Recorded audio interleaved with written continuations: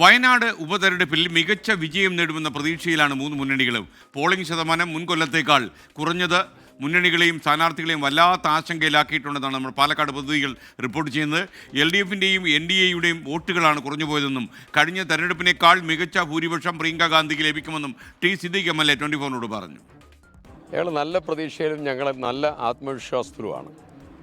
Wayanad parliament മണ്ഡലത്തിൽ ഒരു 5 ലക്ഷം വരെ കടന്നു വരത്തക്ക രീതി 4 ലക്ഷത്തിൻ്റെ മേലെ എന്ത് വന്നാലും ഭൂരിപക്ഷം പ്രിയങ്ക ഗാന്ധിക്ക് ലഭിക്കും.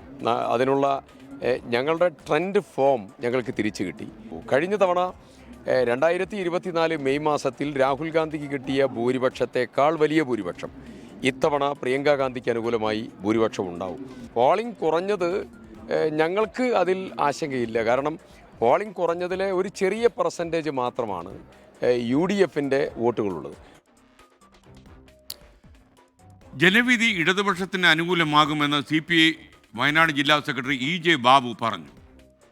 രാഹുൽ ഗാന്ധി ഈ വയനാട് മണ്ഡലം വിട്ടെറിഞ്ഞു പോവുകയും അദ്ദേഹത്തിൻ്റെ സഹോദരിയെ മത്സരിപ്പിക്കുമെന്ന് പറഞ്ഞതിൽ തന്നെ ഞങ്ങൾക്ക് ഇടതുപക്ഷത്തിന് അനുകൂലമായ ഒരു ജനവിധിയാണ് ഉണ്ടാകാൻ വേണ്ടി പോകുന്നത്.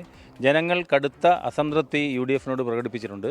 അതോടൊപ്പം തന്നെ NDAയുടെ BJP ഗവൺമെൻറ്റിനോടും ഈ ചൂരൽമല ദുരന്തവുമായി ബന്ധപ്പെട്ടുകൊണ്ട് ഒരു ആനുകൂല്യം നൽകാത്തതിൽ പ്രതിഷേധിക്കുന്ന ഒരു സമീപനം വയനാട് ജനത ഈ തെരഞ്ഞെടുപ്പിൽ കാണിക്കുമെന്ന് ഞങ്ങൾ പൂർണ്ണമായി വിശ്വസിക്കുകയാണ്. വയനാട്ടിൽ നിന്ന് സുർജിത്ത് അയ്യപ്പത്ത് തത്സമയം ചേരുന്നു. Surjit, good morning. എന്താണ് വയനാട്ടിലെ അവകാശവാദങ്ങളും യാഥാർത്ഥ്യവും?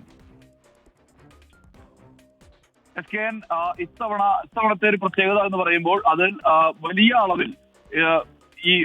അളവിൽ വോട്ട് ഷെയർ കുറഞ്ഞിട്ടുണ്ട് എന്നുള്ളതാണ് ഏറ്റവും വലിയ പ്രതിസന്ധിയായി മാറുന്നത്. കാരണം വോട്ടിൽ ഈ ശതമാന കണക്കുകൾ പരിശോധിക്കുമ്പോൾ പോലും അതിൽ 8% കുറവാണ് സംഭവിച്ചിട്ടുള്ളത്. സ്വാഭാവികമായും അത് ഏത് തരത്തിലാണ് മുന്നണികളെ ബാധിക്കാൻ പോവുക എന്നുള്ളതാണ് ഏവരും ഉറ്റുനോക്കുന്നത്.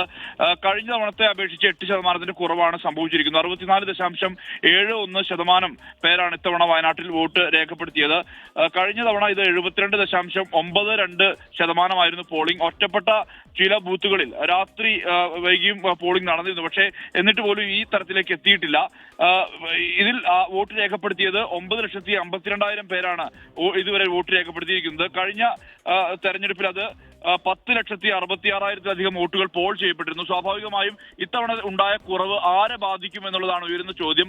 അതിൽ മുന്നണികളുടെ അവകാശവാദം പ്രധാനമായും UDF പറയുന്നത് ഇതിൽ പോൾ ചെയ്യാത്ത വോട്ടുകൾ NDAയുടെയും ഒപ്പം തന്നെ LDFിന്റെയും വോട്ടുകളാണ് എന്നുള്ളതാണ്.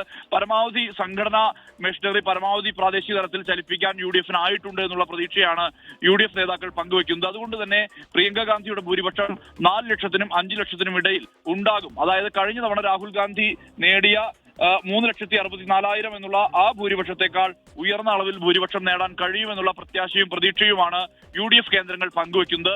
എന്നാൽ ആത്മവിശ്വാസം അത്ര ഇല്ല LDFിനെ സംബന്ധിച്ച്. കാരണം 50,000-ഓളം വോട്ടുകൾ ഇടിവുണ്ടാകുമെന്നുള്ള സംശയമുണ്ട്. കാരണം പല കേന്ദ്രങ്ങളിലും വേണ്ടത്ര വിധത്തിൽ ഒരു സംഘടനാ സംവിധാനം ചലിച്ചിട്ടില്ല എന്നുള്ള ആശങ്ക LDFിനെ സംബന്ധിച്ചുണ്ട്. അതുകൊണ്ട് തന്നെ 50,000-ഓളം വോട്ടുകൾ കുറയാനുള്ള സാധ്യത അവർ കാണുന്നുണ്ട്. NDAയും സമാനമായ രീതിയിൽ ആശങ്കയിലാണ്. കഴിഞ്ഞ തവണ സുരേന്ദ്രന്റെ അത്ര ഒരു മുന്നേറ്റം, സുരേന്ദ്രൻ നേടിയ അത്ര മുന്നേറ്റം ഇത്തവണ സ്ഥാനാർത്ഥി ഉണ്ടാക്കില്ല എന്നുള്ള തരത്തിലുള്ള ഒരു സ്വയം വിലയിരുത്തൽ NDA സംബന്ധിച്ചുമുണ്ട്. Okay, thank you. സുർജിത്ത് അയ്യപ്പത്താണ് വയനാട്ടിൽ നിന്ന് വിവരങ്ങൾ നൽകിയത്.